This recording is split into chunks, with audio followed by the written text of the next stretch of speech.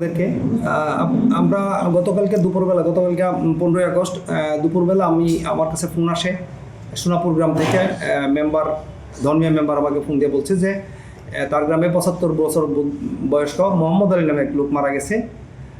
তারা প্রাথমিকভাবে তারা দাফনের জন্য অলরেডি তার কাফনের কাপড় বাসটা সব রেডি করে ফেলছে, দাফন করবে। ইতিমধ্যে তার এক আত্মীয় ভাগ্নে পরিচয় দানকারী হাবিবুল্লাহ নামে এক লোক, সে আইসা বলছে যে তার মৃত্যুটা কেমন যেন রহস্যময় হয়েছে, তার গলায় একটা দাগ এবং জিহ্বাটা তার বের হওয়া। তাই সংবাদ পাওয়ার সাথে সাথে আমি তাদেরকে বলছি যে ঠিক আছে, দাফন করার দরকার নেই, আমি আসতেছি। আমি সাথে সাথে আমার টহল টিম ছিল ওইদিকে, ওকে পাঠাইছি এবং আমি পাশাপাশি আমিও গেছি। যাই প্রাথমিকভাবে যেটা মনে হয়েছে যে এটাকে কেউ হত্যা করছে। আমরা তাৎক্ষণিক লাশের সুরতাল করে লাশ পোস্টমর্টমের জন্য আমরা সুনামগঞ্জ মর্গে পাঠিয়ে দিছি। পরবর্তীতে এই বৃদ্ধের ছেলের বউয়ের সাথে এই বৃদ্ধের একটা দীর্ঘদিন যাবৎ একটা মনোমালিন্য চলতেছিল, তাদের জমি জমা নিয়ে এবং ধান টান নিয়ে একটা মনোমালিন্য চলতেছিল। এটা নিয়ে বৃদ্ধ মহিলা তার ছেলের বউয়ের কাছ থেকে আলাদা খাইতো এবং ছেলেও প্রবাসে থাকে, একমাত্র ছেলে। তা ছেলের বউয়ের প্রতি আমার সন্দেহ হতে আমি ছেলের বউকে আমরা উঠাই নিয়ে আসছি।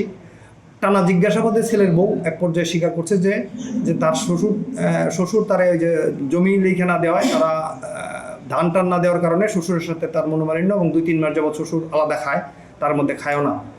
এর পরবর্তীতে সে এক পর্যায়ে বলছে যে সে তার দুঃসম্পর্কে তার চাচাতো বোনের ছেলে পার্শ্ববর্তী হাবিবনগর গ্রামের রুহুলের মাধ্যমে সে তার শ্বশুরকে গত রাতে শ্বাসরোধ করে মেরে ফেলছে।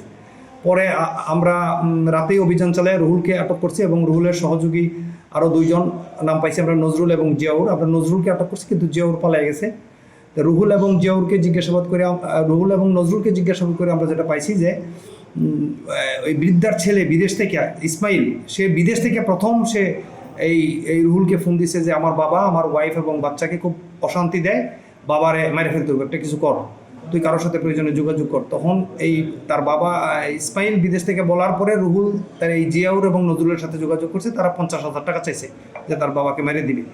তখন খালার সাথেও শেয়ার করছে যে খালা তোমার স্বামী তো এরকম বলছে। তখন এই বৃদ্ধর পুত্রবধূ যাকে আমরা নিয়ে আসছি সে বললো যে তোর খালু যেহেতু চাইতেছে, আমিও খুব অশান্তিতে আছি, তাহলে একটা লোকটা মেরে দিই, টাকা আমি পাঠিয়ে দিব। এই কথা অনুযায়ী শুক্রবার সন্ধ্যার পরে এই মহিলা, তার স্বামী আগে তার টাকা পাঠাইছিল, এখান থেকে টাকা আগে এই ব্যাংক থেকে উঠে রাখছে। এই 50,000 টাকা তার ছেলে আব্দুর রহমান রেদিয়া শুক্রবার দিন সন্ধ্যার পরে এই ইয়ার কাছে পাঠিয়েছে, রুহুলের কাছে, হাবিবনগরের পূর্ব সোনাপুরের খেয়াঘাটে পাঠাইছে। ওখানে রুহুল 50,000 টাকা রিসিভ করিয়া রুহুল নিয়ে টাকাটা রুহুল এবং নজরুল নিয়ে জিয়াউরের কাছে দিছে। এবং রাত্রেবেলা পূর্ব পরিকল্পনা অনুযায়ী রাত্রে 12টার দিকে রুহুল, জিয়াউল এবং নজরুল এই 3 জন আসছে এই বৃদ্ধার বাড়িতে। তখন এই মহিলা হুসনিয়ারা, যে তার ভিকটিমের যে পুত্রবধূ, সে পিছনের দরজা খুলে দিলে 3 জন ভিতরে ঢুকছে। তারা একটা মই ছিল আগে থেকেই, এই মই বাইয়া তারা বৃদ্ধর রুমে ঢুকছে। ঢুকার পরে তারা ঘরে একটা গামছা ছিল, এই গামছা, তাদের সাথেও গামছা ছিল, গামছা দিয়ে গলায় পেঁচ দিয়া শ্বাসরোধ করছে। 2 জনের গামছা টান দিছে 2 মাথা দিয়ে, গলার মধ্যে পেঁচে আরেকজনের পায়ে ধরে রাখছে এবং মৃত্যু নিশ্চিত করে। এই মহিলা আবার টর্চ লাইট ধরিয়া পাশের রুম থেকে টর্চ লাইট উপরের দিকে ধরিয়া আলু জ্বালায় রাখছে, যাতে এরা দেখতে পারে, কাজটা করতে পারে আর কি। তো এটুকু সহযোগিতা করার পরে ওরা মাইরা নিশ্চিত করে তখন মহিলাকে বলতে মারা শেষ, আমরা চলে গেলাম। মহিলা আবার তাদেরকে ওই পিছনের দরজা দিয়ে বের করে দরজা লাগায় শুয়ে করছে। পরের দিন সকালবেলা মহিলা, এই বৃদ্ধ ঘুমতে ওঠে না, তার ছেলেকে ডেকে, আব্দুর রহমানকে ডেকে বলছে তোর দাদাকে দেখ কেন ঘুমতে ওঠে না। সেই নাটক সাজাইয়া সে এবং তার ছেলে তড়িঘড়ি করে লাশটাকে দাফনের জন্য প্রস্তুতি নিয়ে নিয়েছিল।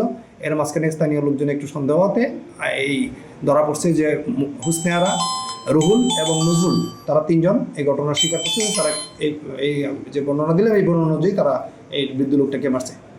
বাত ব্যথা, প্যারালাইসিস কিংবা আর্থ্রাইটিস, আধুনিক প্রযুক্তি ও অভিজ্ঞ বিশেষজ্ঞদের সমন্বিত চিকিৎসার নির্ভরযোগ্য নাম DPRC।